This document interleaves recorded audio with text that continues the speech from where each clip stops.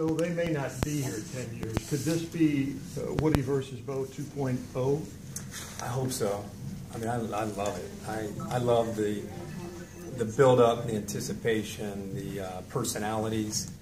You know, the rivalry's always, my dad played it in 1960. The rivalry's always been great.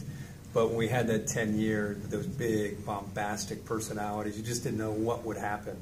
It just added to it. It added to the spice. And, you know, with Lloyd Carr and Gary Moeller, and, you know, we had John Cooper, Earl Bruce, it was always great. But I think now we're all just kind of bracing, hoping that we get those two big personalities on both sidelines. So I understand it. I'm a part of hoping it's what everybody else is hoping for.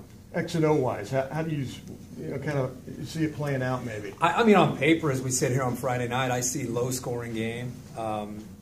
You know, field position, special teams, turnover margin, all those things playing a big part on who wins. The emotion, who can control the momentum, those kind of things, I think will go a long way. Now, with that being said, I put a little asterisk saying it's Urban Meyer, it's Jim Harbaugh. They both have saved things for this game. So you're going to see some, you know, Jabril Peppers is probably going to throw a pass.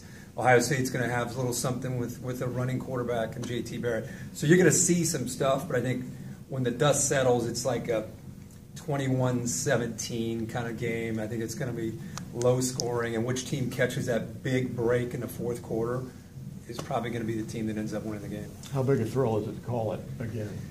Oh, it's surreal. I mean, it's unbelievable to have a chance to come back, and you know, I called a few of them, but I could call another one and another one. It just never gets old. I mean, I'm going to call the national championship again later this year, but nothing will compare to this for me. This is what it's all about for me. Is this bigger than 06? Do you recall the hype? Yeah, I called that one too. I mean, you got to remember, Bo passed away on Friday, sure, and it added to, for me, my dad and he coached together and were friends, so it really added to just the history of the game on a personal level. Yeah. And then what was at stake, 1 against 2. So I don't want to ever just say whatever's the newest is always the best, because that was a very unique set of circumstances. But this is just different because we have new Jim Harbaugh. He's bringing Michigan back to becoming a perennial power again. You have Urban Meyer and all the success that he's enjoyed. And then you throw in everything that's at stake. So this feels different than it did in 06. Are you surprised how quickly Coach Harbaugh has gotten them to I mean, they were 5-7 yeah. 2 years ago.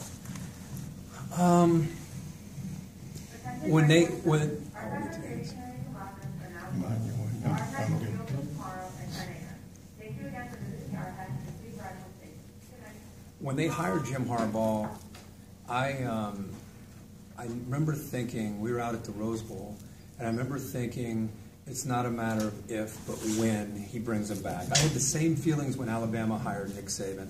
I thought, I hope you get your shots in now because he's bringing Bama back. And that's exactly how I feel about Jim Harbaugh. I made a comment earlier this year about, you know, Michigan's going to be good this year, obviously, but his better teams are ahead of him. Now, that's from a physical, on paper standpoint, not intangibles. What do you have, 43 seniors? I mean, this is a unique situation because of having a veteran group.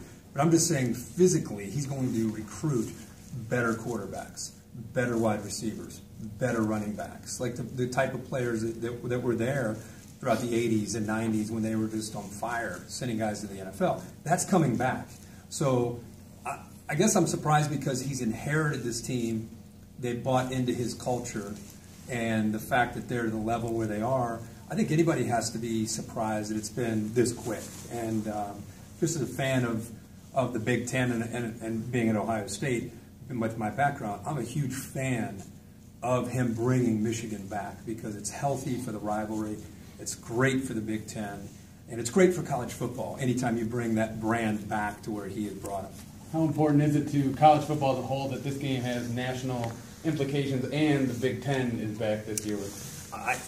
Now, if you talk to David Pollack, who's an SEC guy, he might have a different answer. I grew up in the Big Ten and have always just been tortured wherever game day travels. Whenever we don't come to the Big Ten region, I'm just told, you know, the Big Ten is a joke. I don't hear those jokes anymore. So I'm very, very happy with where we are right now.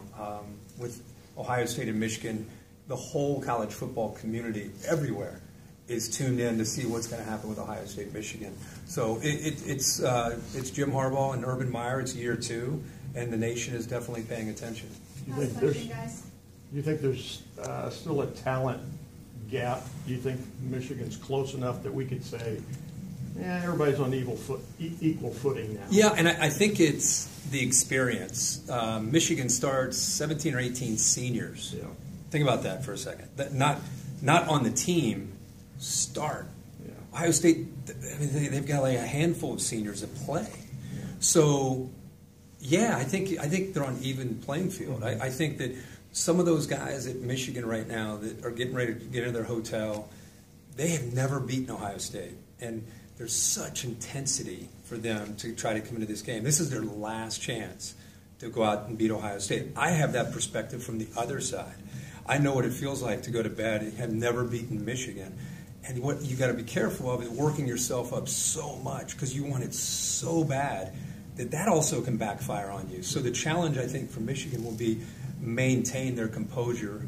And for Ohio State, they're looking to just kind of maintain the confidence that they've been able to generate over the last however many years it's been now.